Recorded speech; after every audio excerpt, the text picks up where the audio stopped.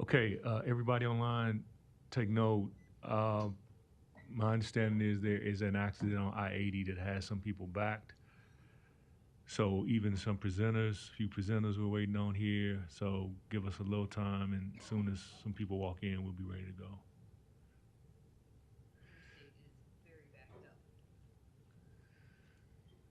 Okay. Certain pool. Eastbound, right?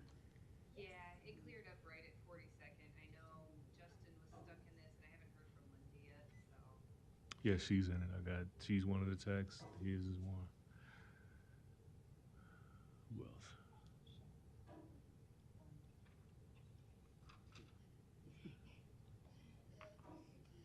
Worked for you, huh? You just slid right in?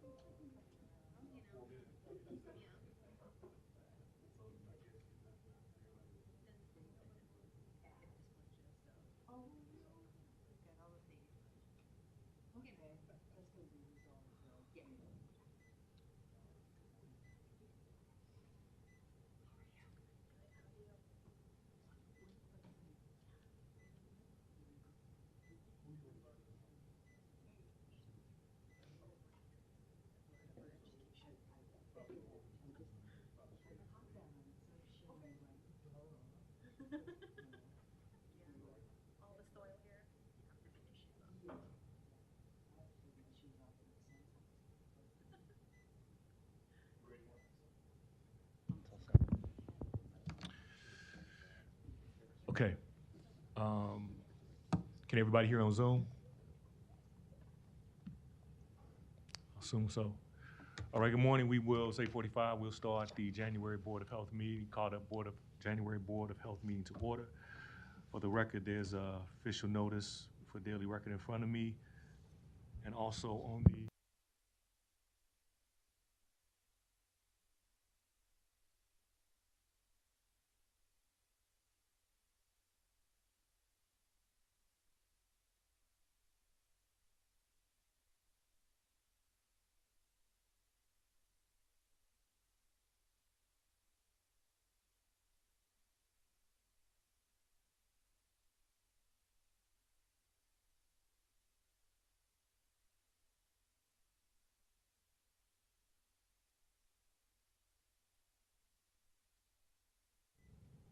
Motion to approve? motion by Festus, is there a second? Second, Espinosa. Roll call. Wilkin? Wade? Rogers? Yes. King? Jones? Weiss? McNally? Espinoza? Festerson? Yes. Item 3 is public comment. It's an opportunity for individuals online or in the chambers to speak on Board of Health related items that are not specifically related on the agenda today. Are there any public comment? Seeing none, we'll move on to items for approval. We have 3 items, A, B, and C. Is there a motion to approve A through C? Motion by Wilkin, is there a second?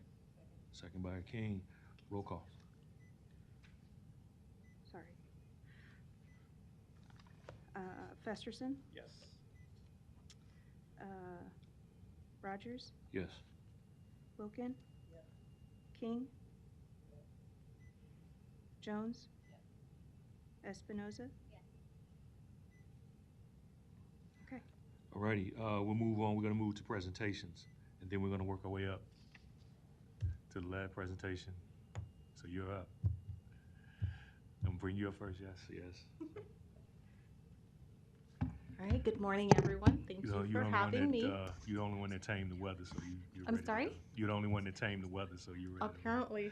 All right, let me share this. For the record, item A will be postponed for this meeting, so just note that for the record if anybody's out there expecting item A. Is this showing up on Zoom? Huh? Is it showing up on Zoom? You're good, yep. Yeah, it's good. Okay. It's showing, no, it's not showing on the Zoom, it's showing here. No, it's not showing on Zoom. All right, so let me go back to Zoom. Yeah. Yeah, I don't know either.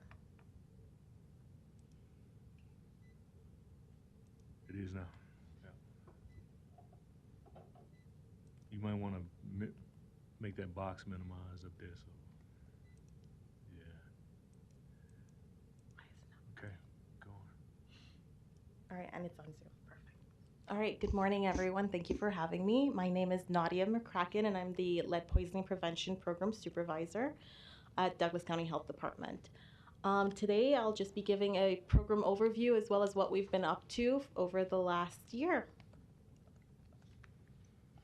So I'll just go briefly into what lead poisoning is for everyone. So lead poisoning occurs when lead accumulates in the body. And this can happen when someone swallows or ingests lead. They can eat paint chips, or it could be from lead dust.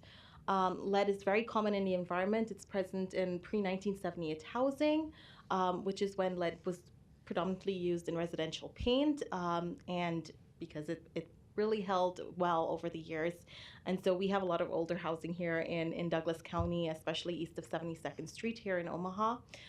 Lead's also found in old plumbing. It's found in some of the soil here. We are home to the nation's largest lead residential Superfund site. And also it can be found in things that we eat, like some imported spices, which we've seen very commonly here in Douglas County. There is no safe level of lead in the blood. Lead in any amount can be detrimental to the body. But we do have a blood lead reference value that's been set by the CDC of 3.5 micrograms per deciliter, which is basically kind of an action level for response. The effects of lead poisoning can be permanent, and that's why it's so important to have programs such as the Lead Poisoning Prevention Program. So globally, 1/3 of children suffer from the effects of lead poisoning. You see this especially in Southeast Asia. According to the NIH, as many as 500,000 US children, which is 2.5% of children under the age of 6, have blood lead levels at or above 5 micrograms per deciliter. In Douglas County, Nebraska, 1.75% of children screened in 2022 had confirmed lead levels of 3.5 micrograms per deciliter or above. And I'm giving you 2022 numbers because I'm still working on 2023. They're very preliminary. 85% of these cases that were at or above 3.5 micrograms per deciliter were from our minority populations. 34% were Asian, especially from our Indian, Afghani, Burmese, Karen communities, and up to 9%, this was up 9% from 2021. 33% are Hispanic, up 3% from 2021, and then 14% Black, down 7% from 2021. So you can see a vast majority of these cases are minority. So in terms of cost of lead exposure to individuals, to society, to the future, so lead can affect speech, your speech, so cause speech disorders, hyperactivity, learning disabilities, health problems in a child. It can lead to crime in adulthood, reduced intelligence and lower IQ scores. We see this a lot with when children take tests. There is a whole table I usually show, but I didn't show it for this presentation. And it can also lead to a multitude of behavioral disorders. In terms of the cost to a child's future, it can lead to societal problems, criminal record, lack of employment, learning difficulties, academic failure. A lot of times children who are exposed to lead can have a hyperactivity or other behavioral issues, and so it leads to socialization problems as well. In terms of cost to society, a juvenile justice problem, special education costs, joblessness, as well as increased costs to healthcare. So what do we do at the health department? We have an array of services, most of which are funded by the EPA. We provide lead education and outreach to the community. We do blood lead level surveillance where we monitor children that are 7 years or younger for lead. And so all lead levels or any lead screening that's done is reported to us at the county. And that's by law, and then we follow up with those. And we'll monitor those children if they do have an elevated lead level until their level goes below 3.5 micrograms per deciliter or until they reach the age of 7. We also perform pre-1978 inspections, and this is more of a primary inspection, primary prevention inspection, where we go out to a home. The child does not have to have a high lead level for us to go out. We provide education, and we do an assessment in the home to see if there are any lead hazards present, and then provide recommendations on how to address those. And of course, we do lead risk assessments, and this is when a child is poisoned and has a lead level of 3.5 micrograms per deciliter or above. We'll have a lead risk assessor go into the home, assess the home for hazards, whether it be lead-based paint or if the child's eating soil that's been contaminated, or if they're ingesting spices that may have been contaminated or other food items as well. And then we also do clearance inspections for owner-occupied dwellings. In addition to those, we have our interior lead dust program, which is basically a follow-up from soil remediation that's been done here in Omaha within the Superfund site. And so the soil remediation would have been done by the city or the EPA. We provide lead education, dust web sampling. We also provide free HEPA vacuums. And recently, we've been approved to provide 10 additional replacement bags for the vacuums, which has been a really great feat for us. So in terms of funding, as I mentioned, the program is actually fully funded by the EPA for 10 individuals. This cooperative agreement was renewed in October of 2022, and it will go through September of 2029. We received about $12.6 million to fund the program and activities associated with it. We also received some dollars from NDEE, so Nebraska Department of Environment and Energy, and that's the WIN grant, where it's water infrastructure, where we coordinate lead testing for water in childcare facilities as well as schools. And recently, the state actually has been approved to help with replacing fixtures, plumbing fixtures associated with high lead levels in the water at dwellings, which is great. And this grant is going to be renewed annually. Our current one was renewed in October, and it will go through September 30th, 2024.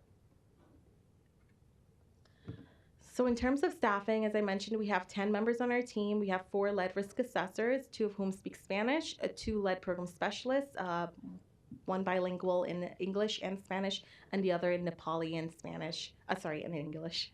Community health educator, community health worker to basically help with a lot of the outreach that we do within our program, as well as my position as supervisor, and then we also have a secretary.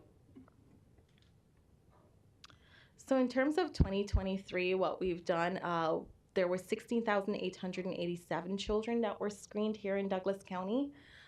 We completed 260 lead risk assessments, as well as 99 home visits here within our community.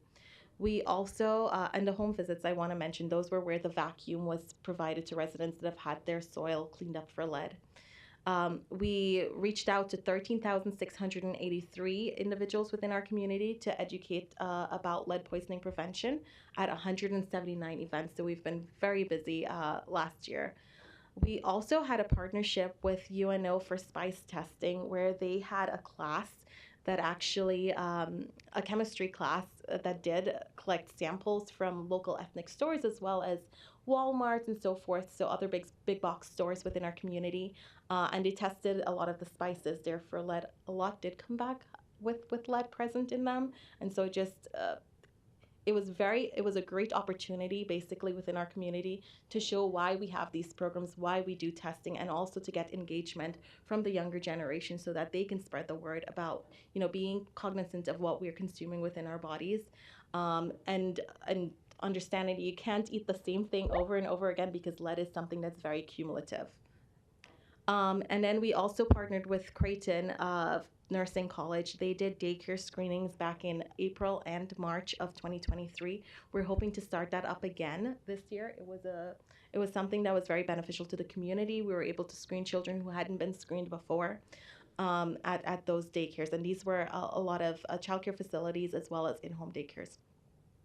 And then we've also been doing a lot of refugee outreach. We do partner with Restoring Dignity, and they go into homes. They do a lot of education within our refugee community, and they have a couple slides on lead poisoning prevention, not only talking about lead-based paint, but also talking about spices, which is actually the second leading cause of lead poisoning in Douglas County, primarily affecting our immigrant refugee community.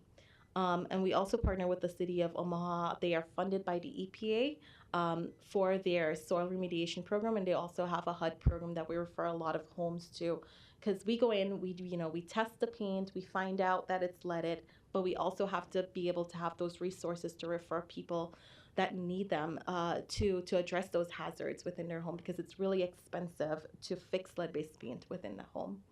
And then we also had a targeted media campaign that ran from June through September.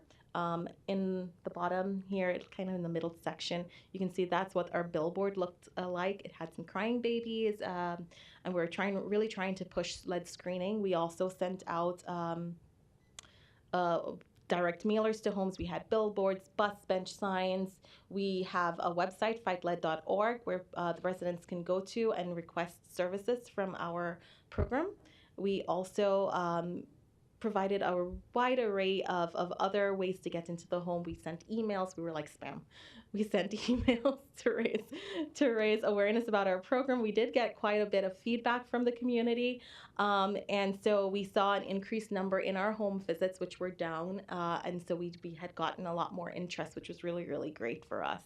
We are going to be continuing that media campaign, and I'll talk a little bit about that a little later. So in terms of blood lead screening, as I mentioned, there were 16,887 children screened. Of those, we had 309 that tested above 3.5 micrograms per deciliter. And those are both incident and prevalent cases. There were 226 incident cases, which were our new cases. But of the prevalent cases, we saw that 62 or 20.1% were at or above 9.5 micrograms per deciliter, which are our more high-risk ones. We try to go out immediately to those homes to provide education as well as doing an assessment. And then we had 42.4% that were at 5 to 9.4 micrograms per deciliter, and 116 or 37.5% that were below 5 micrograms per deciliter. We had 2 cases that did require hospitalization because the lead levels were very high. There were barriers that were associated with it, and so we're very grateful that we do have staffing available to speak different languages and communicate. These 2 cases were very difficult because they did not speak a dialect that we had easy access to, and so the hospital as well had a very hard time with communicating to the parents. And both of these cases actually were within a month of each other, which, so the first case we had, the parent really didn't understand what was going on. So then we had the second case, and that we were able to communicate a little better with that parent, and then she was able to speak with the other parent and to connect with those resources. So we're really grateful for the communication, and staff really went above and beyond, working with the hospital staff and communicating with the social worker and so forth to help lower those lead levels within those children. In terms of cases that we closed in 2023, we closed 114 of our prevalent cases, which is really, really great. And then we had 503 suspected cases. And these are cases where we don't have any follow-up in terms of there was no venous confirmation done, whether it's lack of transportation or parents aren't able to get off, or maybe they don't think that it's a big deal. So we sent out follow-up letters and testing vouchers. We've been getting some calls regarding those. And we sent those letters out on the 3rd of January. So we're still getting some calls back from those. So in terms of the screening that DCHD pays for, we actually do screenings that are 4 WIC locations within the county. We had 1,345 tests conducted at those 4 locations. With Nebraska Methodist College, 678 children were screened at Head Start, Early Learning Centers, as well as other OPS locations within the community, and they do their testing, a bulk of it, within the fall. We also started doing screenings within our immunization clinic. We screened 27 children. We started this late. It started in October, actually, on Halloween. And so we're going to continue doing that and hopefully expand that in this year. And then we also, as I mentioned, the daycare screenings, we had 47 children screened at 4 daycares within Omaha. So looking at screenings over the last 24 years, since the Superfund site was created, we can see that screenings have definitely increased, but they did drop after the pandemic, and they're still not where we expect them to be. So we're going to continue, as I mentioned, that advertising campaign, reaching out to clinicians, making sure that they're doing screenings.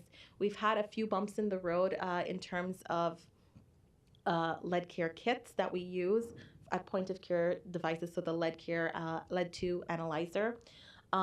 Those were not available, and we've had a few recalls. We even had one this year that affected some of the results.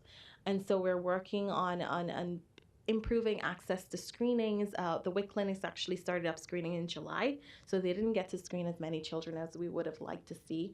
We're also geared up to provide lead care 2 analyzers through our EPA cooperative agreement, and so we're going to continue to try to push those into the community, especially trying to target those children that have those suspected lead levels of the 503 that we had, if we're able to determine that their level is elevated through that capillary screening within 3 minutes, then we can follow up a lot faster versus sending them home and then sending them a result and then having the parent take more time off to go out and so forth. That's not very effective. And so we're really trying to target that and be more intentional about what we're doing with our funding and within the community to help improve access.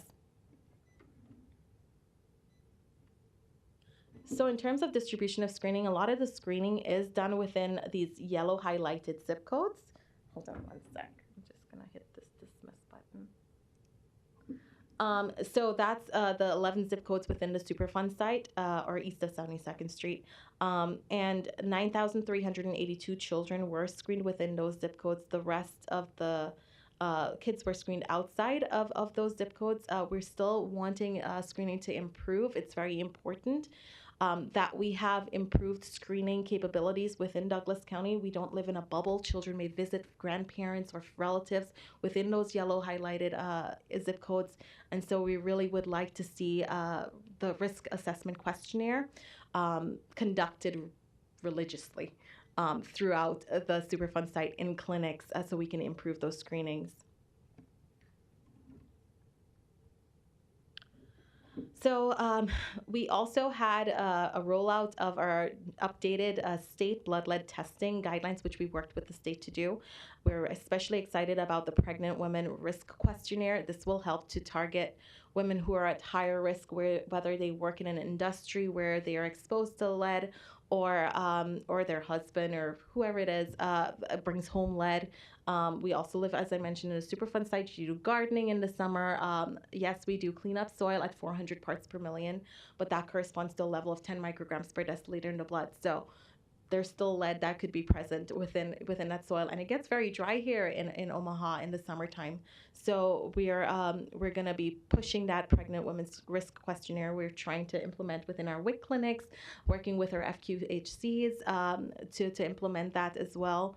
And then this also will be beneficial for our refugee community who are ingesting food that may contain lead. And so having this questionnaire and having it completed is very, very important. We also do lunch and learns, and we've been doing this since the beginning of our grant. We go out to clinics and we educate clinicians and nurses and so forth on the dangers of lead poisoning and the importance of screening. As I mentioned before, the Lead Care 2 analyzers, which we have available and are able to provide to the community. And we're looking to expand blood lead screening. We're looking to be more present within our community. We recently were able to have our lead risk assessors, our lead program specialists, who are the ones that follow up with kids. They're actually able to do blood lead screenings in the community. And so they're, in addition to Nebraska Methodist College, they will be going out as well. And they have been going out to provide screenings within the community, which has been very, very beneficial. And we're hoping to hire another lead program specialist. We have 2 full-time lead program specialists that follow up with these cases. So they did the follow-up for the 303 cases that we had that were prevalent. And as I mentioned, we do follow children through the age of 6 years old, so up to 7. And there's a lot of follow-up that's needed for that. And so we're hoping that we get to hire another person to help with that. So in terms of our lead risk assessments, as I mentioned, we completed 260. We did schedule 337, but we do have a lot of cancellations. And then we also had, these are the breakdown for the assessments that we did in terms of the ranges for blood lead levels. And we at DCHA, we cleared 17, and we had third-party clearance, whether it be through the city or another entity, clear an additional 17 properties. As you can see, it's a little slow, but not all of these inspections with blood lead levels had homes that had lead hazards. There were a lot that were because of spices that were contaminated, and so we provided education regarding that. So in terms of the primary sources of exposure, it's still lead-based paint. We see that in over 50% of our cases, followed by imported spices. And then there's also cumulative exposure, which refers to many things contributing to that lead level, whether it's eating spices and living in a home, or using a cup that may be leaded, or toys, or eating some contaminated crayons and so forth, or having exposure to soil and that dust from that soil. And so we're trying to do a lot more education on cumulative impact of lead poisoning as well. So in terms of lead-based paint, as I said, this is the leading cause of lead poisoning in Douglas County. 96% of housing east of 72nd Street was built before 1978, which is when lead-based paint was banned.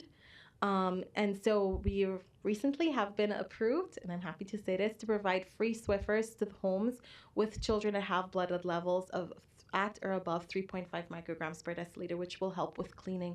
A lot of times we go into the homes and they may not always have access to cleaning products, and so we are able to do that. They come with 17 refills for the pads that can be used to help with mopping. We also refer, as I mentioned, these homes to the City of Omaha Lead Hazard Program that qualify. It's all based on income, and so we do have homeowners that we work with. They do take a little longer to get the work done because of access to or inability to access the resources needed to address these issues, but they fall outside of the income guidelines, which is a reality of what we do. And we also work with homeowners to get qualified to address lead hazards within the home. So if landlords are looking to get qualified because they think it might be cheaper to address that issue, we try to connect them with resources or trainings that may be available here in Douglas County. And these are areas that we see frequently in the pictures where children are exposed. Windowsills, they may be biting and chewing on them. You can see some lead-based paint in the window jambs. And then, of course, we have a lot of older porches. And a lot of times we see a lot of chipping and peeling paint on the porches. They're high traffic areas. And then you take that into the house. So it's very important you leave shoes at the door so you don't trap that into the house. You clean regularly. A lot of our education is on cleaning. And then we also do a lot of education on lead in spices. So we began testing spices back in 2016.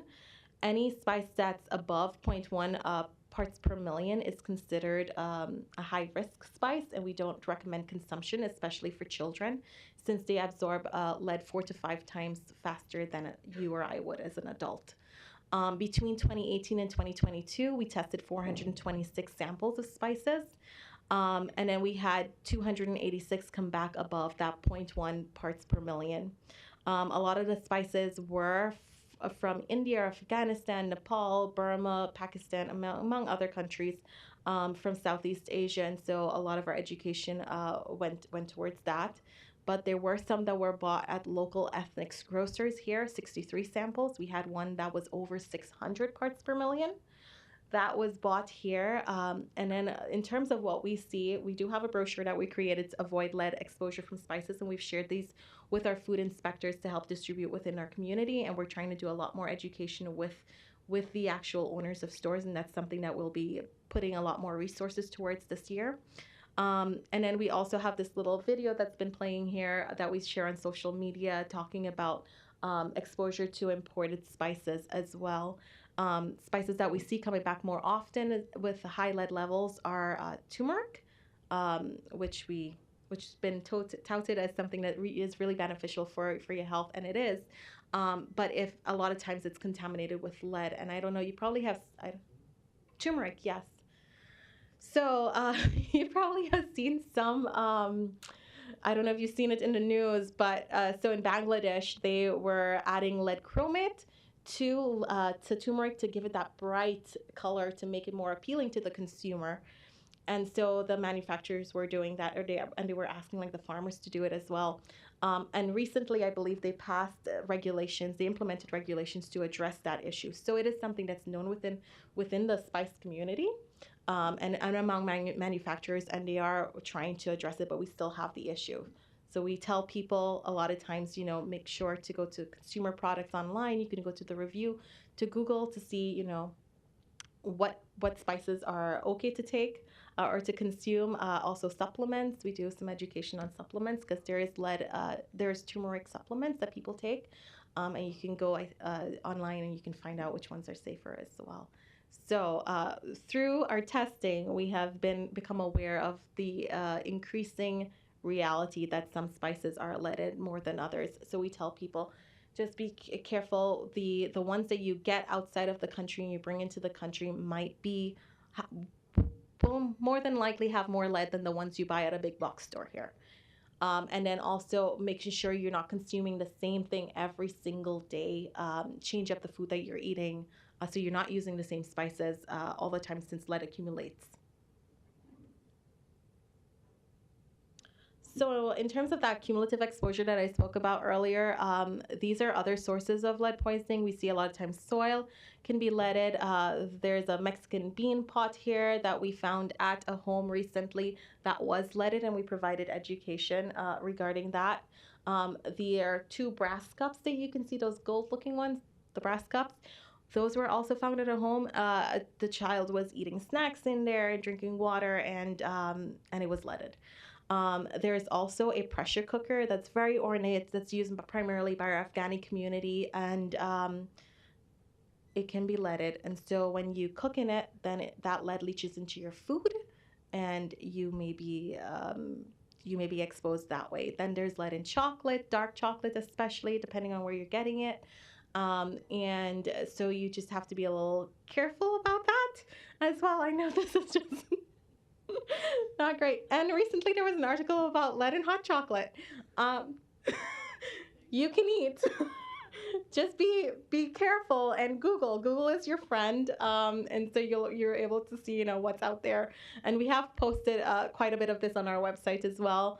And then you may have heard about the lead in applesauce contamination recently that took place, I believe, at the end of October.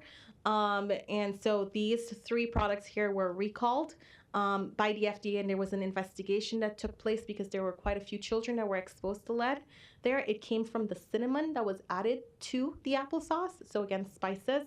However, I do want to say we do a lot of education as well about heavy metals in baby food, so lead in baby food, because not only is there lead, but there could be chromium, because for lead chromate, and there are also associations with cancer risk, higher cancer risk associated with that lead chromate. And then, I'm not sure if you know, but recently MUD has been approved, and they are working to replace the leaded service lines. They're moving on to water. And so we do have a pamphlet on our website about lead in drinking water, and just making sure you are aware of it. If you live in an older home, you also can go to MUD's website and you can type in your address. There's a map that they've created, and you can see if there's a leaded service line. They are, I think, trying to replace about 1,500 service lines within the Omaha area, but they're about 12,000 or a little bit more than that present within Omaha. So please contact your utility, so MUD in this case, and they'll be able to let you know, if it is leaded. They can test water as well. But these are just some of the things that we've seen. So what does the future look for us? We will continue to work on our partnerships. The City of Omaha has been really a really great partner for us. We continue to work with our universities here within the community, building partnerships within our refugee community, our North Omaha and South Omaha community to address lead poisoning and decrease those lead levels within those communities, especially 68111. We do see a lot of our high lead levels there. The home ownership rates are quite low within that community, and we do have, as a reality, slumlords present within those areas. And so a lot of education, people will tell you that, oh, there's no lead in my house, and the house was built in early 1900s or late 1800s. And so we do get sometimes our work questioned by homeowners as well. And then improved ordinances. We do have a ordinance here in Omaha that if there is a child that's exposed to lead within a home, then they can have then we can have the landlord address that issue. There is a 30-day notice within that ordinance for the issue to be addressed, but we've had several issues with implementation of this. It is time consuming, so we are hoping that we can work in the future to improve that ordinance, to have a registry where pre-1978 housing has to be inspected for lead hazards. Going forward, there are quite a few cities across the United States that have implemented those such ordinances within their communities, and they are working. So we know they're working. If we can have something like that and a fine associated with it if people are not complying with it, that's written into the ordinance, so we have more teeth into something. So we're going to work on that, hiring additional staff to meet our demand, like hiring the additional lead program specialists, and then continue our targeted media campaign. We did receive very good feedback. We saw an increase in service requests, but we would like to start that earlier this year, and so we're hoping we can start in the spring to raise more awareness about lead, in the home and other lead issues within the community. So that's something that will be ongoing, and we do have funding for media campaigns through the end of our grant. So it will be an annual thing that we'll be doing. And that's it. Any questions? Nadia? Yes. What's the current requirement for healthcare professionals to perform blood level testing on children under the age of 5? There is no universal screening here in Douglas County. What we do have is with Medicaid, if there are children up to at 12 and 24 months, they can do screenings, and that's per a requirement. If a child's enrolled in Head Start, then that's also mandatory to have a lead screening done. Mm-hmm. But there is no universal mandatory screening here in Nebraska or in Douglas County. We have recommendations for screenings, strong recommendations for screening children living within the 12 zip codes that were highlighted on my map. But there is no mandatory thing. I know in the past we were pursuing that. However, it fell through and it was not approved. I was thinking that this was a standard across the country. Was what? Yep. Risk assessment, but not necessarily getting a blood level. Did that change in the last 5 or 10 years? Not sure. No, it has not changed. So we work very hard to ensure that clinicians know about the risk and are performing testing. And it has been a challenge, a huge challenge, which we'll continue to try to improve. Any other questions? Yes. Yes. Thank you for your presentation. You killed my dreams about dark chocolate. Sorry. There are safer sources. Aldi's has great chocolate. Okay, good to know. Hopefully none of the ones I've been eating is high in lead. So you had mentioned that you have screened at 4 daycares. It was in the Superfund site, Correct. right? Correct. So in the 12 zip codes. Correct. Are you planning to screen at additional daycares Yes. this year? And if so, do you have a goal number that you're trying to reach in that Superfund site area? So we would like to screen 600 children within that area. And so our person at Creighton, she was actually on maternity leave. And so we had that stall a little bit, but we are going to be bringing that up again. Okay. And then you mentioned something about a lead analyzer that's available to the community. The Lead Care 2 analyzer. Yes. So that's a screening tool that provides, so if you take a capillary test, it gives you the result within 3 minutes. Mm-hmm. And that helps with follow-up. So we are trying to provide those to our community. We've reached out to hospital locations, clinic locations like the CHI University campus and so forth, and working with those to provide that point of care device to improve their access, but also working within the community. We did do something at Girls Inc., but we haven't gotten any other feedback about it, but we are going to continue trying to reach out. Okay. Is there a cost to that analyzer? It's free. Oh. We will provide the analyzer. The kits, there is a cost for the kits. Yeah. And those run about $320 per kit, and there are 48 tests within those kits. But that would be the cost, and you can charge insurance for that if you have access. But no, we would not be paying for that. But the machines will be free, and they're $2,000 per machine. Okay. Okay. Oh yeah, that's so, good. Yeah. Okay. Sorry, Celine. 2 more questions, Yeah, and then I'm go done. ahead. I promise. You had mentioned that the lead program specialist could come out and do screenings in the community. Yes, and we've been doing that. Yeah. So how does a community partner organization request that? So you can contact us. I don't have my information here, but you can go on our website or call our program number, which is 402-444-7825. And then we can arrange that screening within the community. We are present at health fairs and so forth and other outreach events. We did one at St. Cecilia's recently. They had a Karini community event, and we did screenings there. We've done it at Project Intentional. They had something in December that we were present at as well. Yeah. Yeah. Okay, perfect. Mhm. Last question. Yes. You mentioned that you provide Swiffers Yes. for free to community residents, which is awesome. I was wondering, do you guys partner with Restoring Dignity? They have a home cleaning program for refugees, and I didn't know if you heard We about it or do. if you do partner with Yeah, them. we Okay, do great. partner with them. They actually, in their presentation that they give to the community when they go into those homes, they have a couple slides that talk about lead-based paint, and they also talk about other sources of lead exposure, cultural sources of exposure. So if there's like an increased use of imported spices or pots or makeup and so forth, they'll talk about that. Yeah, we worked with them. Awesome. Thanks. Thank you again for your presentation. Really great information. Two questions. Do you partner with South Omaha with the Latino Center of the Midlands and the Mayan Culture Center? So we are looking to do more with that. We have been present at events that were at both locations. There's a Mayan health fair that's coming up that we'll be attending with the rest of the health department. But we have gone to the Latino Center of the Midlands. I think that's where they do a diaper drive as well. Yes. And we have gone there. So every month they have participants that come, and we provide education to those young mothers about lead poisoning and prevention. And we have been distributing a lot of our materials within the community at different locations, especially about the spices and other sources of lead poisoning, and then increased brochures about screening as well. And we do have our materials translated into different languages.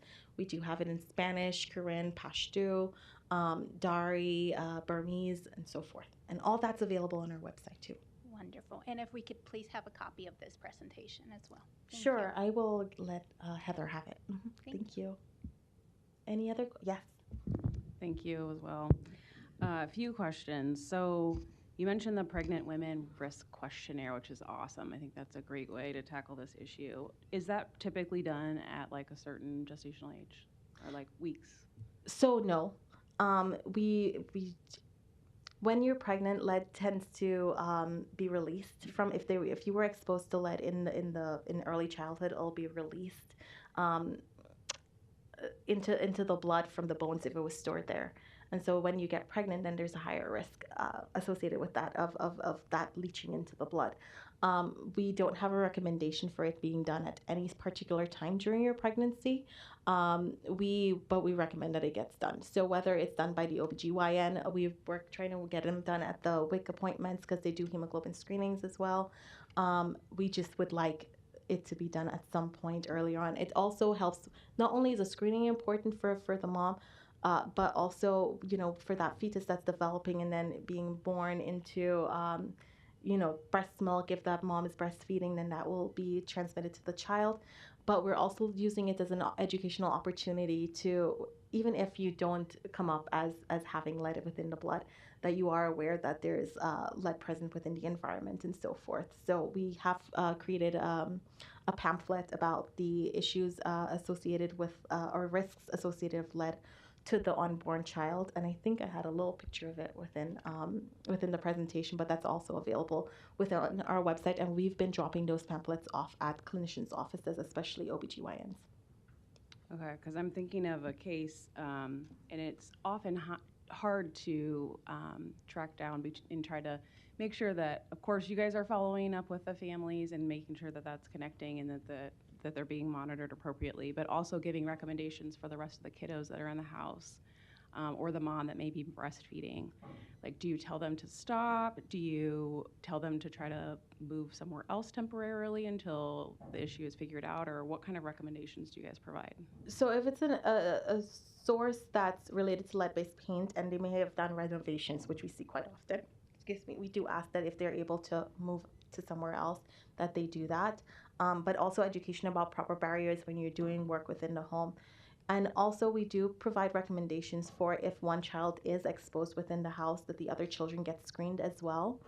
because they more than likely would be exposed to that same source, especially if you're doing construction within the house. And it isn't an issue of just older paint being in the house, but more dust being actively present in the air. And so we do education on that, and we provide recommendations for follow-up screening. Okay. And then has there ever been like a partnership with OPS maybe within the 12 zip code zones, especially in those schools that maybe a screening day is made once a year or twice a year? So through Nebraska Methodist College, they go into OPS and they will screen children 7 years or younger. And that's throughout the fall. With that screening, they also have educational materials that they will provide to the families.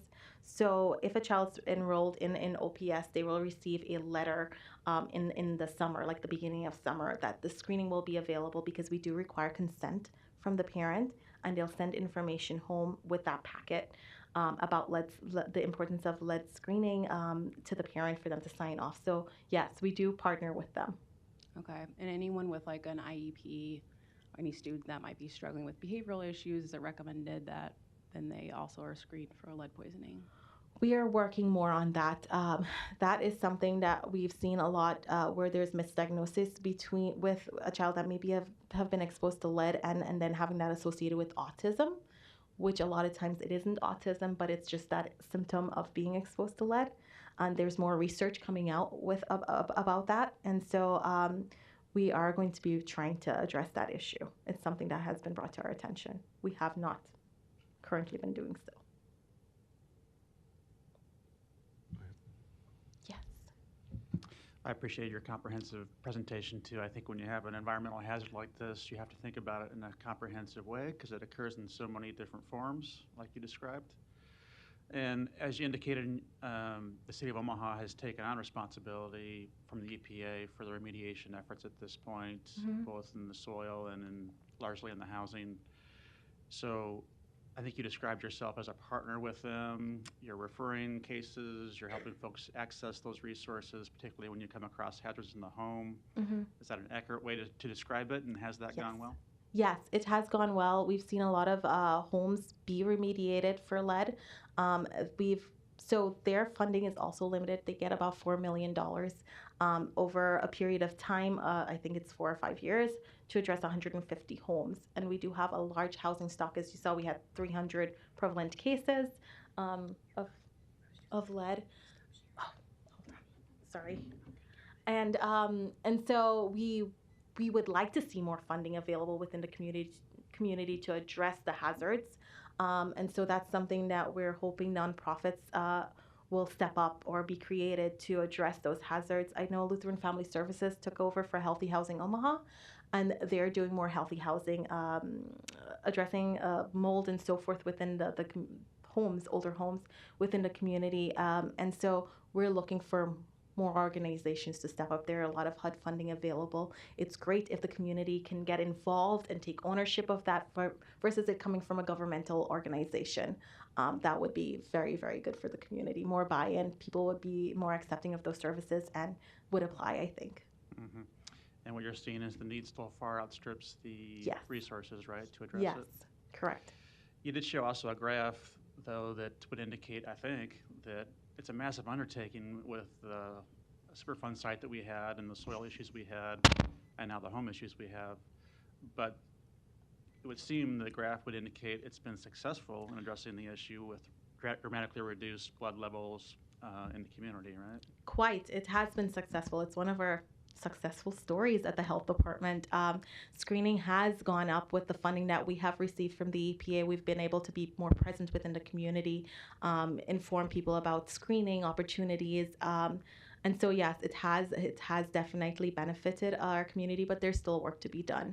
And I want to point out that we saw within the Superfund site 9,300 children being screened under the age of 7. There are about over 27,000 children under the age of 7 present within the Superfund site. So that's about 37.4% that are being screened, and the rest are not being screened for lead. And so we still have a huge hurdle.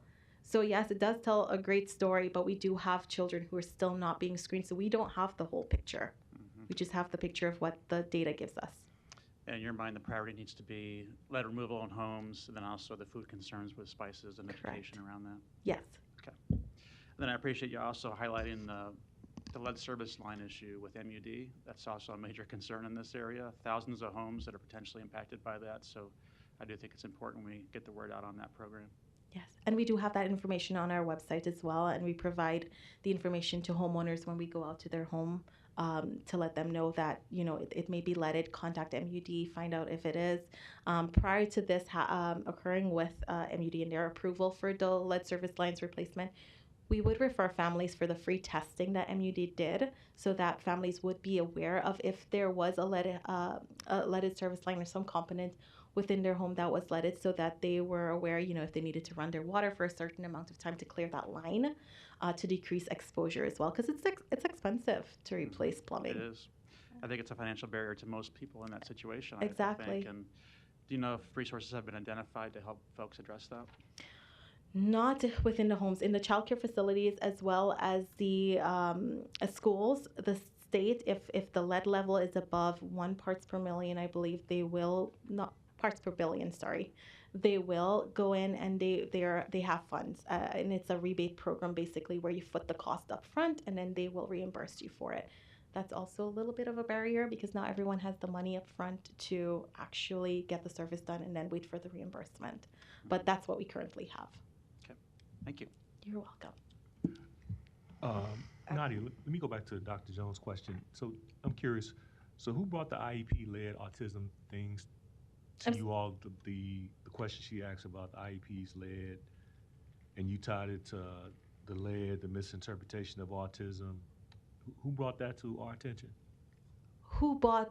Yeah, who brought that to our We attention? do when we're looking at research it? on our own, and so we're constantly keeping up with environmental journals and research that's coming out. We try to be very informed, and so we found that online staff actually found that information in journal articles. Are you preparing to give that to the school boards or somebody or school districts? We haven't really thought of a plan as yet of how to present the information, but that would be something that we'd be willing to do and very much interested in. Okay, let me put, I guess, an organization on your radar, the Education Rights Council.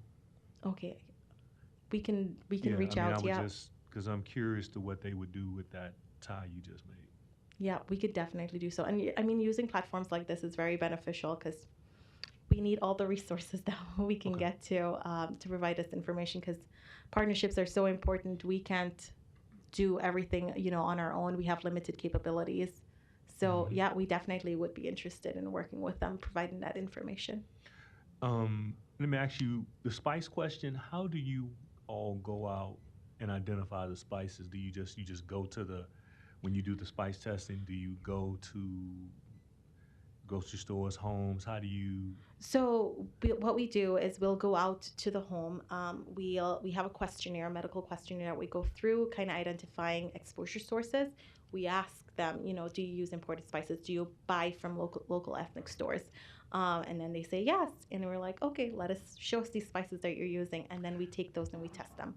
We send them to a lab. Is that triggered from the kid? From the kid being exposed, yeah. Okay, so once the kid is identified, then you go down. Okay. Correct. So you're not just like going to a store and saying, hey, let's check No, the spice. we are not currently doing any of that. We have, I know with UNO, we have spoken about them doing their own testing, and that's how they went out and they bought the products from the different stores and did the testing themselves, which they saw results were over that 0.1 parts per million. But we are not going out and sampling at the stores. I know for our food, a retail food program, they actually will go out. I know I butchered their name. Sorry, guys. They will go out and if they see open containers of spices being sold, or if it's in a different language, they will pull those from the shelf. Labels have to be in English and so forth, because otherwise the consumer, you know, may not be able to read that. And so they pull those. But we are not going out and actively testing in stores. We don't currently have the resources for that. We only have $10,000 a year to do testing and sampling of spices. That is not covered by our EPA cooperative agreement. And so we have to be very intentional about how we use the funding. That's why it is triggered by if a child's exposed to lead. Okay, can I ask you one more thing? Yeah. Can you put your slide back up with the zip codes?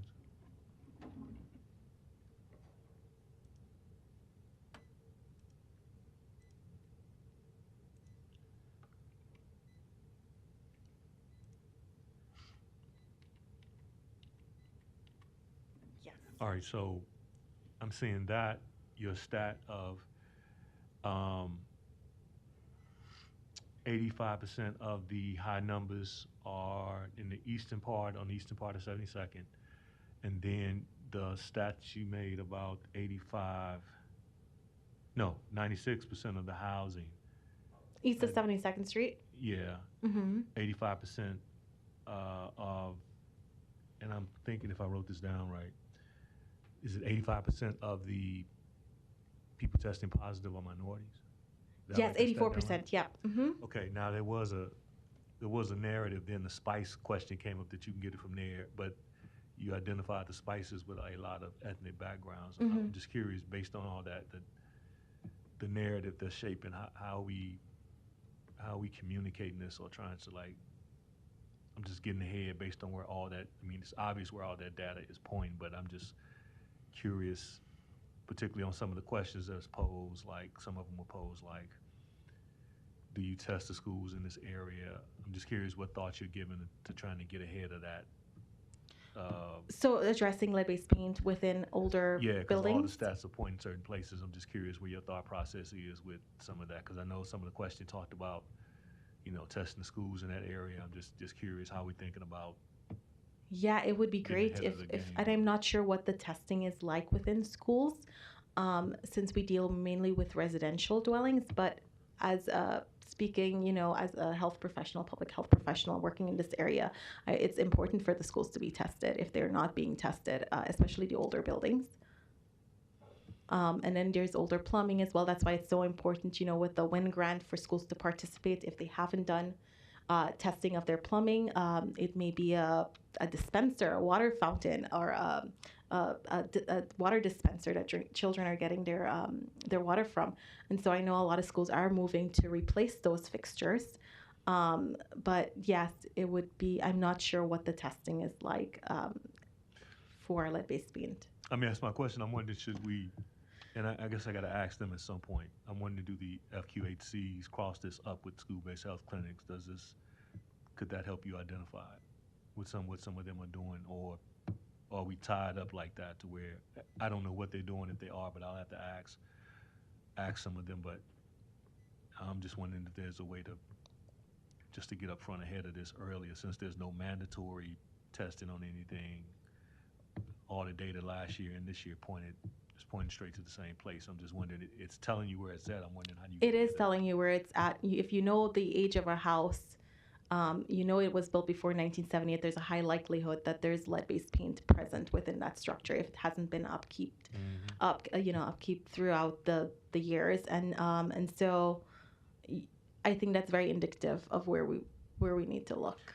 I'm just curious. Do you have? Is that local power? Do you have that type power through ordinance to put some parameters on something? I'm not sure. I'm going to look into it. Okay, just curious. Yeah. And especially in those in-home daycares as well, that has been an issue for us, identifying those, making sure that, because there is no lead testing that I'm aware of that's being done within older in-home daycares, and there could very well be lead-based paint present. Again, we don't know unless we are called out because a child is exposed to lead. They're not necessarily calling us saying, hey, we would like our dwelling to be inspected. And so that's why it's important for the ordinance that I mentioned about the rental units and so forth. If we can have pre-1978 units that are having businesses operate within them to be inspected. And then also the larger thing is the resources to help to address that.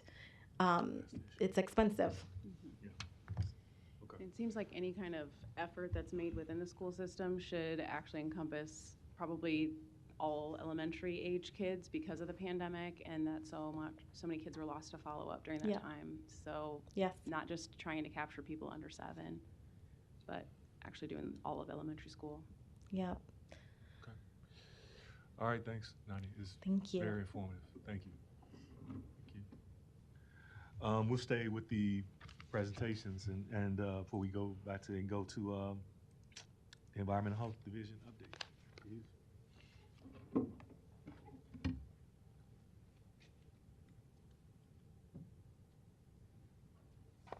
Good morning, Board of Health.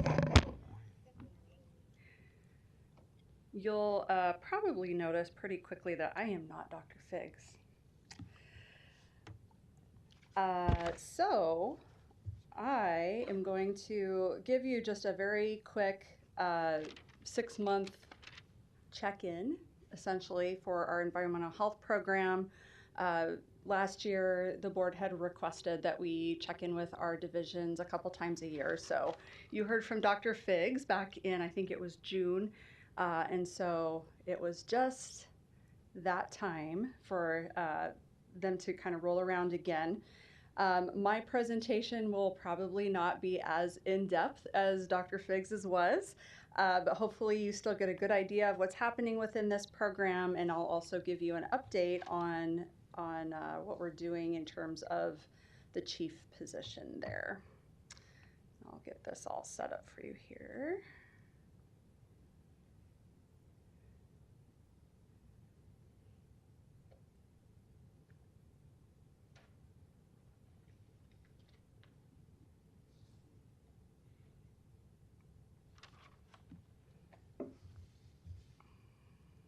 Okay.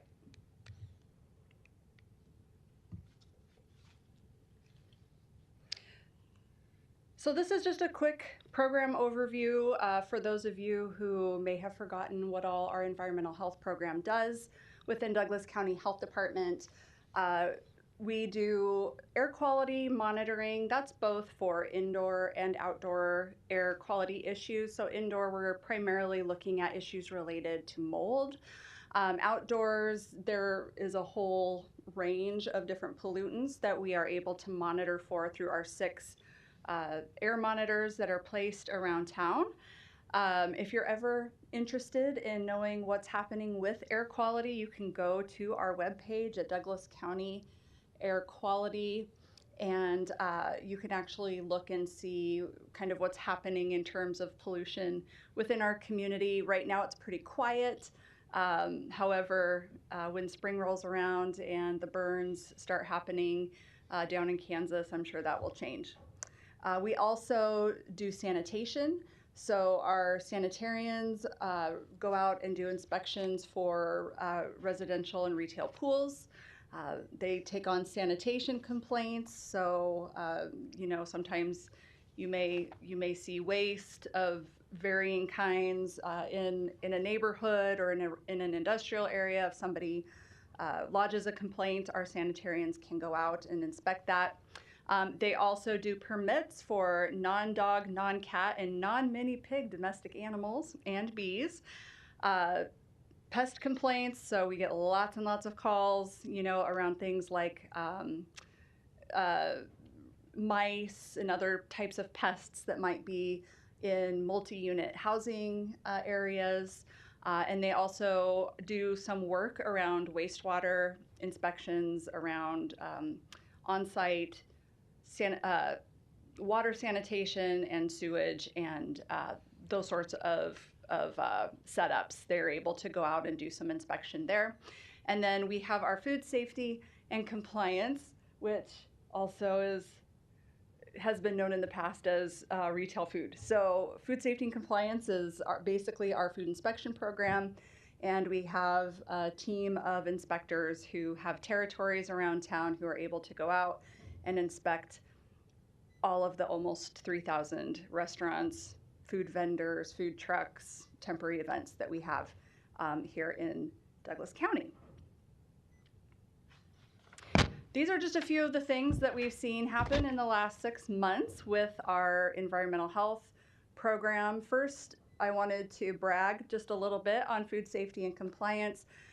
they have been able to achieve and maintain less than 1% overdue food establishment inspections.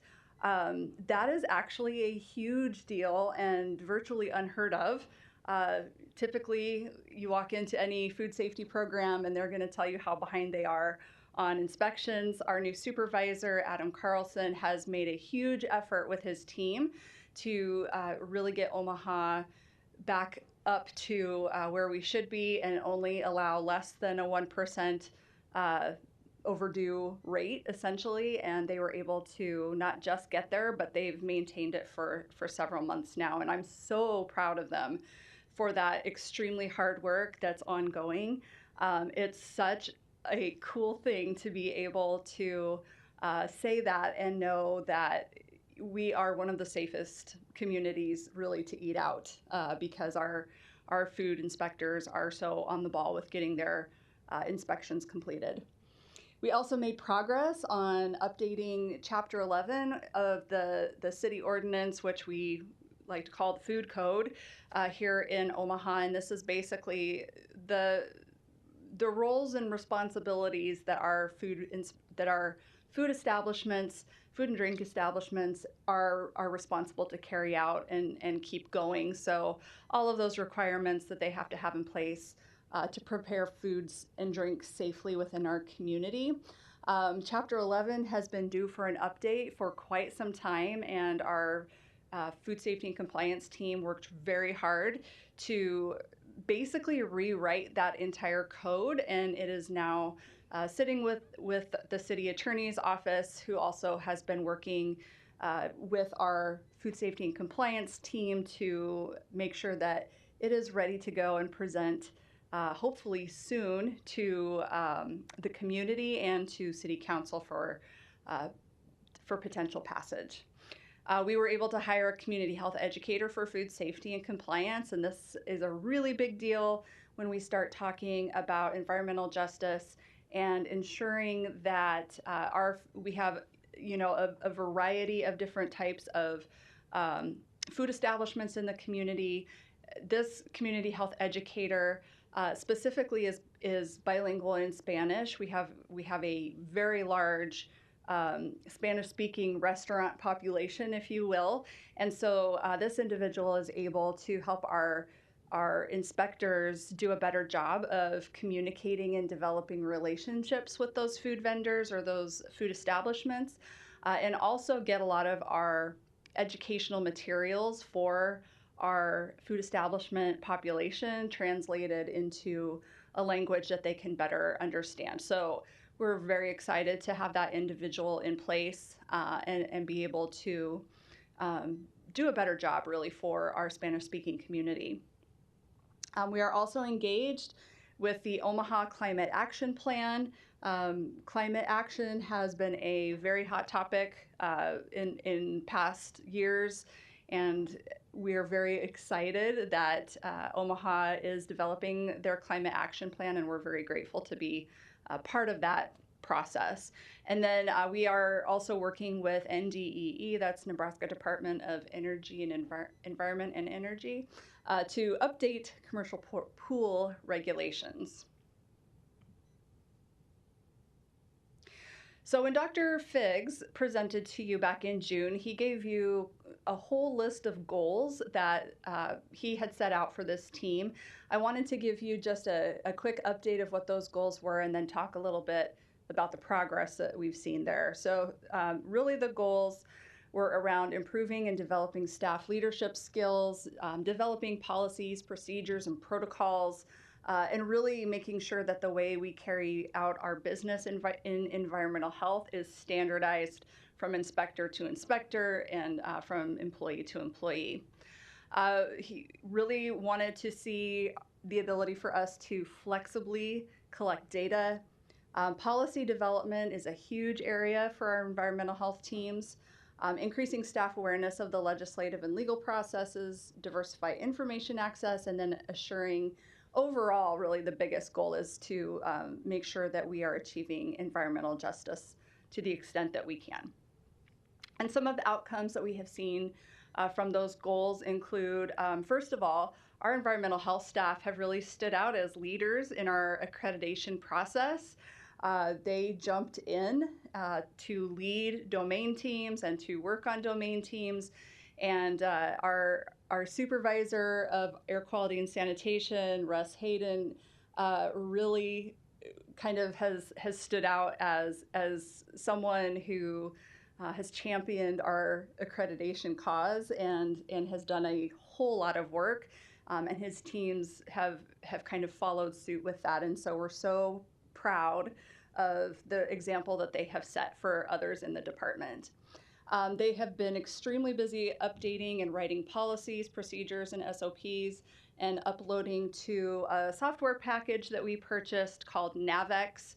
And basically what Navex does is it's kind of a repository for these types of documents, and you can set up essentially a very automated process for review, for editing, and you can make sure then that those things are happening on a regular basis and someone's not having to like track a spreadsheet, to figure out, oh, what policies are due for updating. This system just does it for you once you set that. So it's extremely useful, and environmental health has been, again, one of the earlier adopters in using that system. So we're loving seeing that.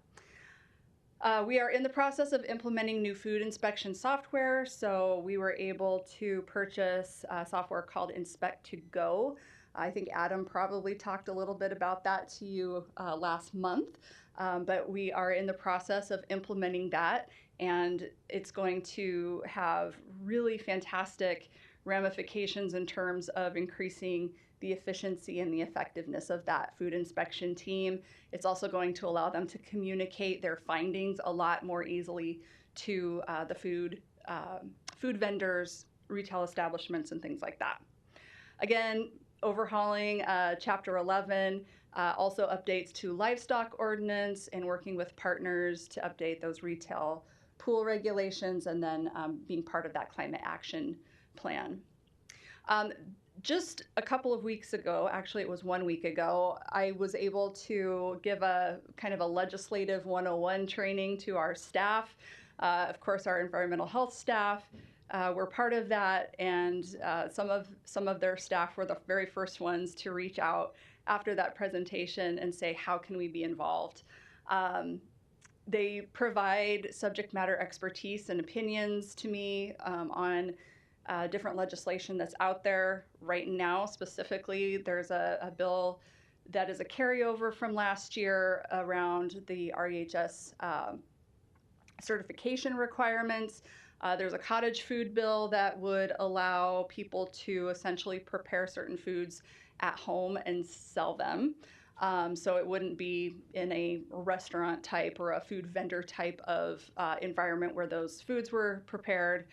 There's a bed bug bill that was introduced this session, and there are at times some other bills that might kind of touch environmental health that we would want to have some input on. And so they have been fantastic at getting back to me quickly and efficiently on those sorts of things. We continue to keep our website up to date so that the public has good information. So I talked a little bit about that Air Quality Now link, and then there's also actually our environmental health website is pretty well built in terms of what's out there on it, and there's also the ability to see kind of what the last food inspection results are for really any restaurant that you might want to go to, so you can go out there and click and see how they did. And then I wanted to also just mention that our environmental health team really was, I would say, the team that engaged earliest with our health equity program, and brought Jamin and his team in to really look at the work that they're doing and their processes, and kind of how they just carry out business from day to day to make sure that we were incorporating a health equity lens and ensuring that we're, always thinking about what we can do better to achieve environmental justice. So extremely proud of the work that this team is doing and continues to do. So, what is next for this team? So, first of all, Dr. Larry Figgs did retire in November of 2023, and the position for environmental health chief just closed not too long ago. And so we are in the process right now of getting interviews scheduled. We had 7 applicants. Not all of those will have an interview. I'm planning probably 3, and we'll see what comes out of that. But hopefully we will have great news for you at the next Board of Health meeting. And then I also wanted to mention that our lead prevention program, so Nadia and her team, who you just heard from, will be moving back under environmental health. That actually is where it has lived traditionally, and there were things that happened prior to me being here that resulted in environmental health being placed in a different division. But we're going to go ahead after sitting down and talking to the lead prevention program and seeing, what their opinion was about where they made the most sense. We decided that we will be moving them back under environmental health, since they are really an environmental health program that is also working towards environmental justice. What's that? So it was sitting under the EPI and preparedness division. Okay. That is all I have for our division update. Do you have any questions today? I'd just say I appreciate the update there, and also the participation in the city's climate change action plan. And as you know, there's ongoing stakeholder committee meetings happening right now, but I'd also let folks know that we soon expect to have large public open houses mid-February, so stay tuned to that. That's wonderful. And encourage people to get involved. Absolutely, and we are thrilled, really, to be able to engage in that process, too. Question. Do you have a seat on that, or you all just stand in touch? You all have a seat on the? We do. Oh, okay. We do. Who's the person? Russ Hayden. Okay. Typically is the one. I have the meetings on my calendar, and will go as I'm able to. Okay. Question. Go ahead. Just curious, thank you for the presentation. Back to the climate action plan, are you aware that MAPA is also working on a regional one that's supplementing the cities and involved in that process? We do, Okay, yes. great. Also engaging in that. Okay. You want to go ahead to your director's report? Sure. And I'll try to make it sort of fast. Okay. So in terms of director's report updates for the department itself, we have made lots of progress in terms of the building updates that I've been giving you over the past few months. As you know, we were able to get space from GA kind of behind where our office already was, and we are now moving our staff into that space and utilizing it. And so we're so excited about that. It's been a long time coming. The beautiful thing about doing that is that we have been able to kind of be strategic and hopefully open up a little bit of space for some of our other programs who we need to expand, environmental health being one of those. So we're pretty excited about that. We and the other organizations in our building kind of went in together and pooled to get a new camera system. That's up and running. It's very cool, very fantastic. I think it's going to really do a lot in terms of safety for our building, and also, assuring our staff that we are able to keep an eye on what's happening both in our hallways and out in the areas surrounding the health department. So that's all up and running now. We just got an awning on our back door, which made our staff really, really excited, because oftentimes they were having to stand outside in the rain or the snow or whatever the weather was, trying to scan into the building, and this will protect them. So finally that's up. It should have been done probably years ago, and we're very happy to report that now it's there. The lower level east side? Yeah, I think that's the east side. I got to Okay. look at the All right. secretaries. I am directionally challenged, so yes, it's basically that door that goes out It looks to. out the field club? What's that? It looks out the field, okay, all right. Yeah, that's correct. So that parking lot that lines the trail, basically, that's down kind of close to the trail, it's the door that the people who park there come in. So things are going well in terms of the building.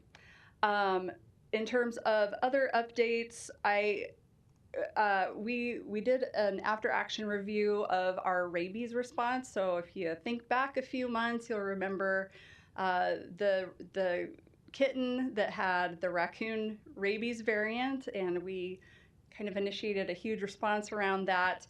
We did an AAR, and part of that was reaching out to the partners with whom we worked during that response to get their feedback about what we did well, what we could do better, things like that. And we were floored and very excited about the feedback that we got. And I just wanted to read you some of the comments that we got from our local, state, and especially federal partners through that AAR process. So one of our questions was, what, if anything, did Douglas County Health Department do well to prepare the community for a public health emergency response? And they said, timely announcements, DCHD was outstanding in every way. They were responsive, open to ideas, provided frequent and accurate communication to the public and fellow agencies during the response. Excellent communication, excellent collaboration, and leveraging expertise without competition or drawing lines in the sand. Welcoming all manner of SMEs to the table through timely meetings and communication to help reach out to the public and media, leading by example. Quick action, answered questions to the public, kept their cool. Douglas County Health Department responded quickly and brought the needed partners together for a coordinated response. Great coordination, collaboration, and communication. Facilitated rapid public-focused communication through multiple mediums, focused on transparency and frequent communication to address the evolving situation, amazing hosts, open and transparent communication, fostering environment for public health solutions, community involvement from the top down, access to community groups, most importantly, served as a base of operations for most federal groups.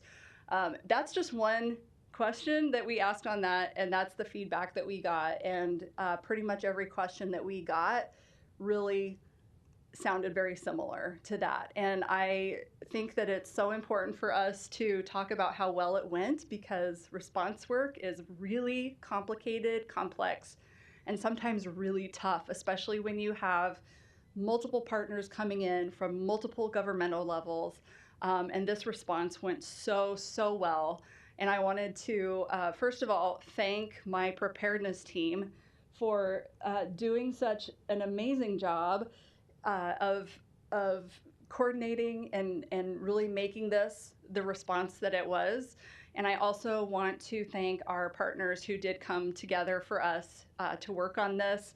It was so amazing to be part of a response where people were there truly to collaborate and to protect the community. It was kind of a dream response, to be perfectly honest. And so I'm so proud of the work that my team did and of our partners. So I just wanted to take a few minutes to toot the horn a little bit on our response work.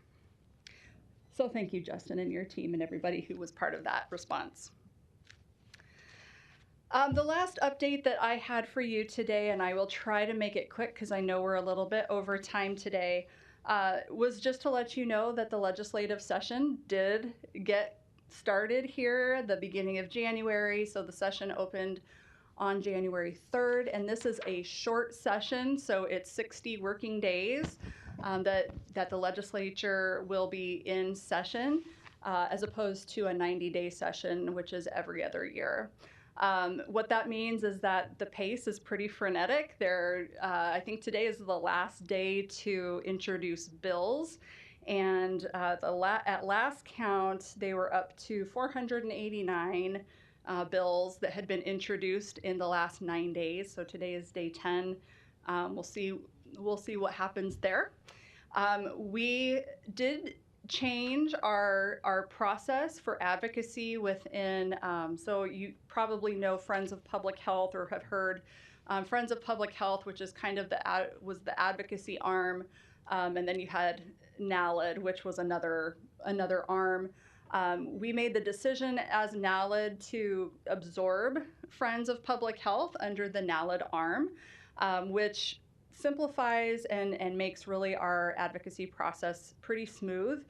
This is mostly an administrative change. We're still working with American Communications Group as our lobbying firm to accomplish basically the exact same work that we have been doing as Friends.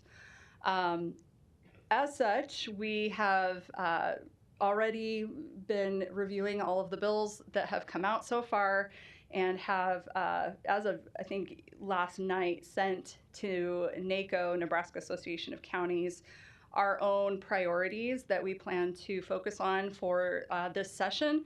And those include priority 1, which is home visitation. There are 3 bills specifically that we're watching there. It's LB 115, LB 1124, and LB 1125. Say that again. LB 115,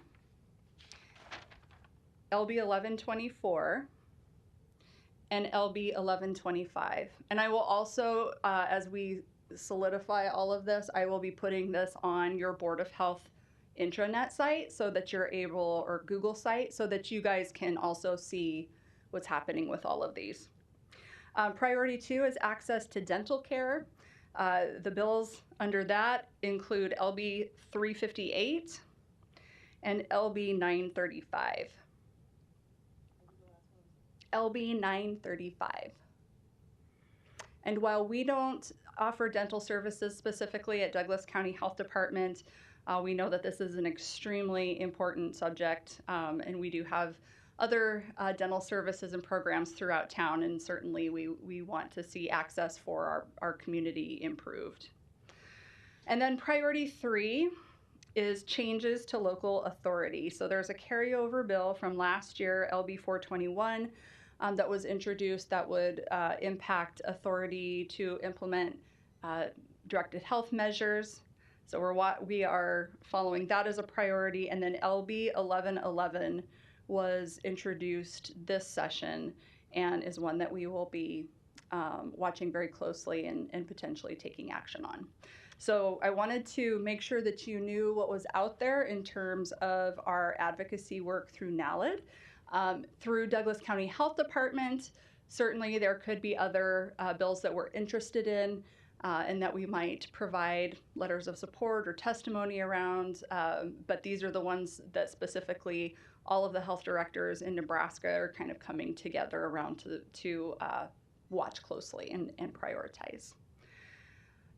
I could talk a lot longer on legislation, but in the interest of time, I will not, and I will open it up for anyone who might have questions. 421 is targeted at Lancaster. That's that bill. Both of them are. If you look at the language in both of those, they're really talking about city-county health departments. There's other language, I think, that has maybe caused a bit of a concern in there.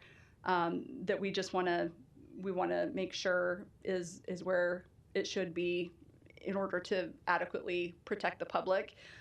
We have actually been, I think, communicating with Senator Kauth, who was the one who introduced 421 last year. I don't believe that she prioritized that bill this year, so each senator gets one bill to prioritize.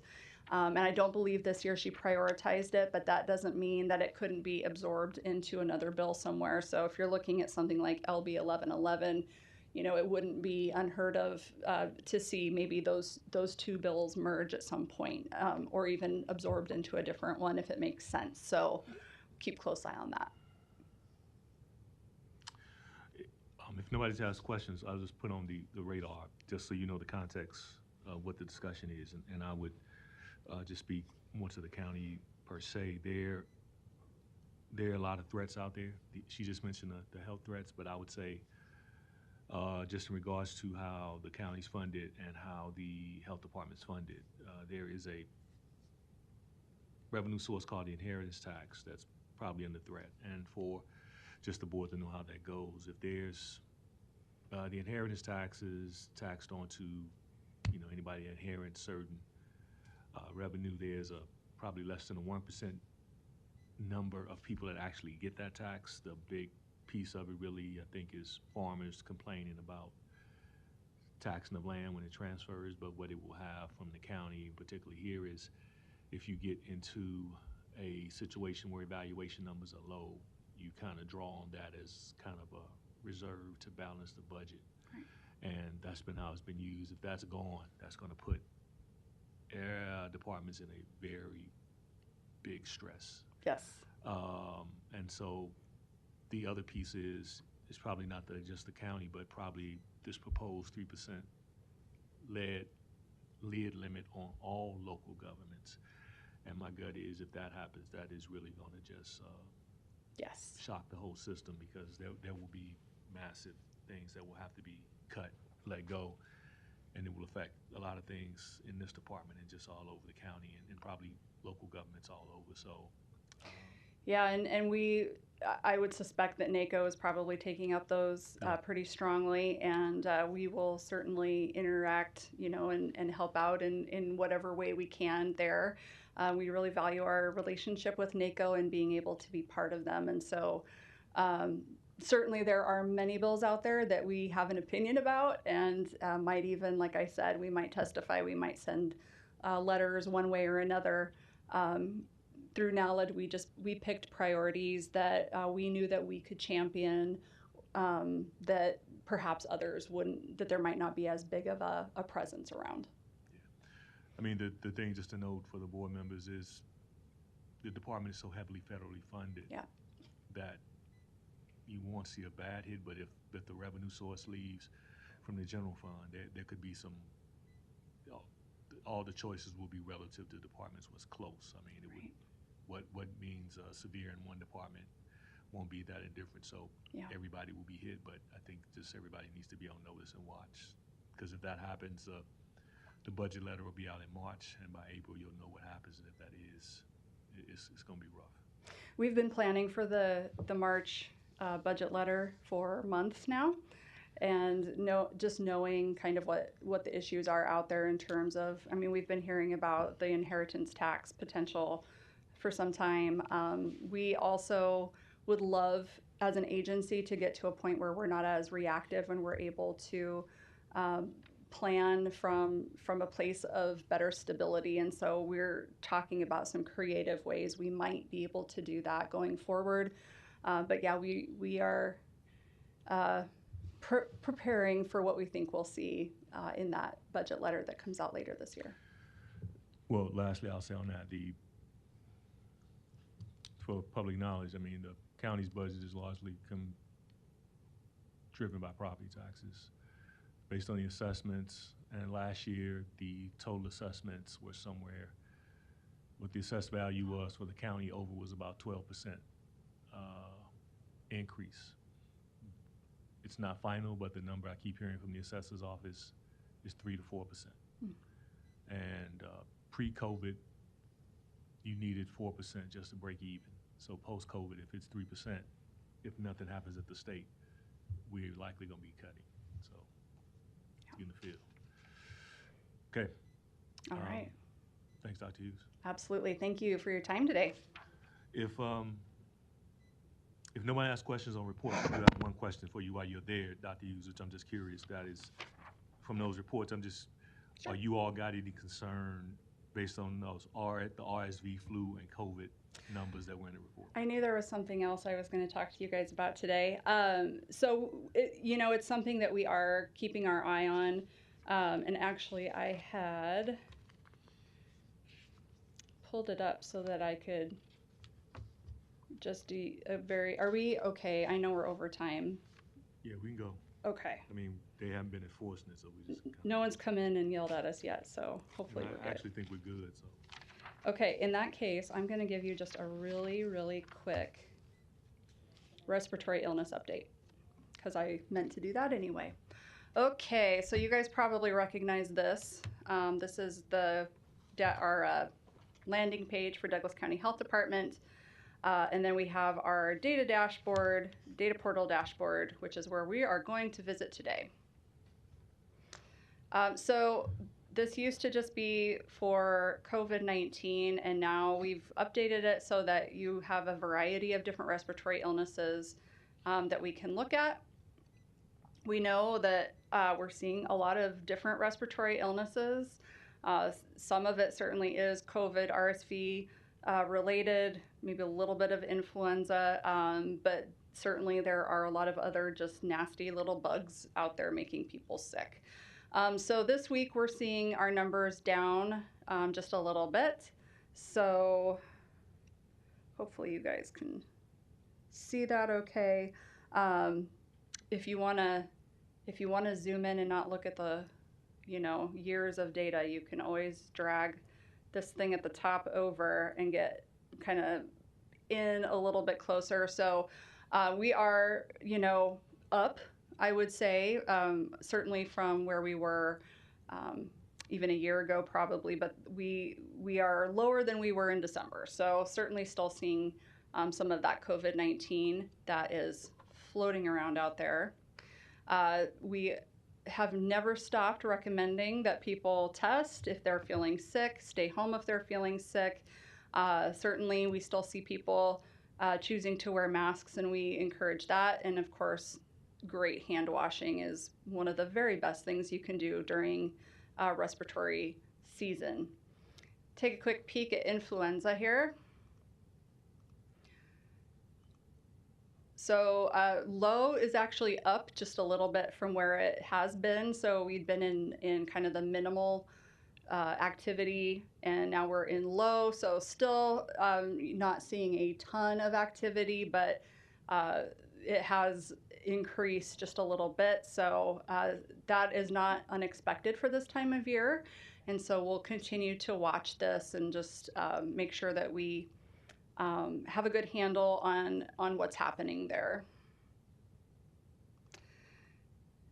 RSV has been especially nasty this year.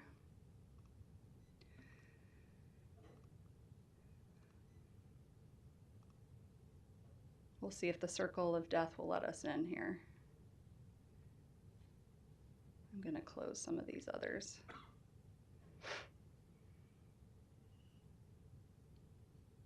Well, it doesn't seem to want to come up for us, but RSV has been, we saw kind of a, oh, there we go. Luckily, no deaths yet reported. However, we've had quite a few cases this year. This is funny because I'm seeing the actual Zoom and then mine, and so I'm trying to run it on the Zoom instead of on mine, and it's not working very good.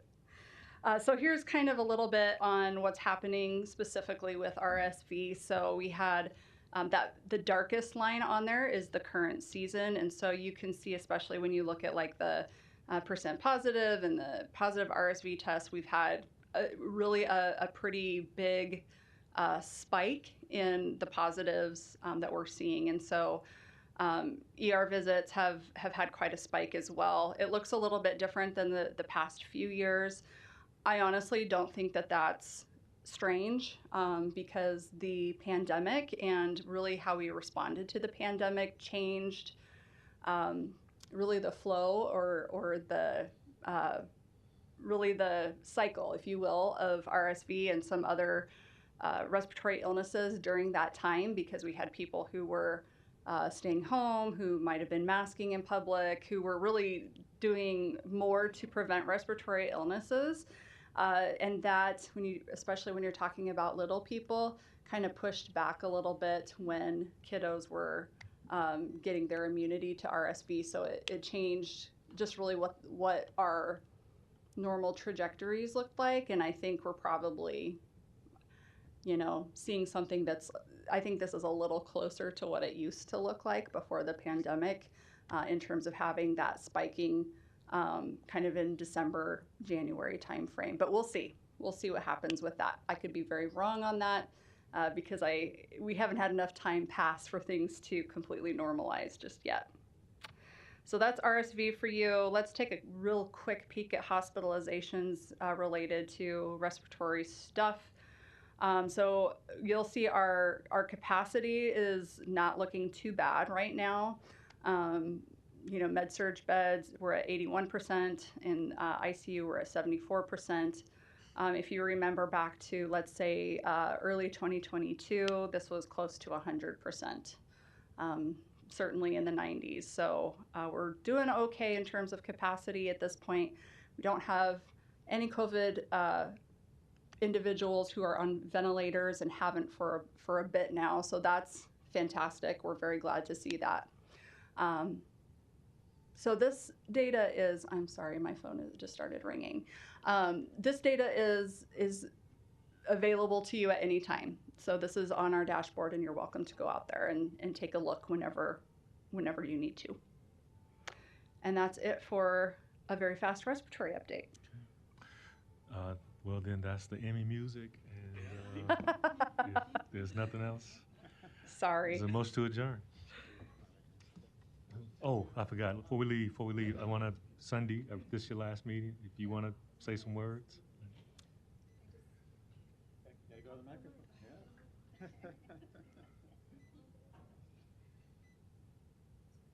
My first time talking up here. I want to thank all of you guys, but it's been 20 years, and it's time for me to go. So this is my last meeting, and if you don't mind, I would like to get a photo with you guys. Sure. Before we leave. Take it before we leave. Yep. Yeah. Thank On you. behalf of everybody, Sunday, enjoy your retirement. It's, hey. Thank you for your service. Thank you. Appreciate it. Is there a motion to adjourn?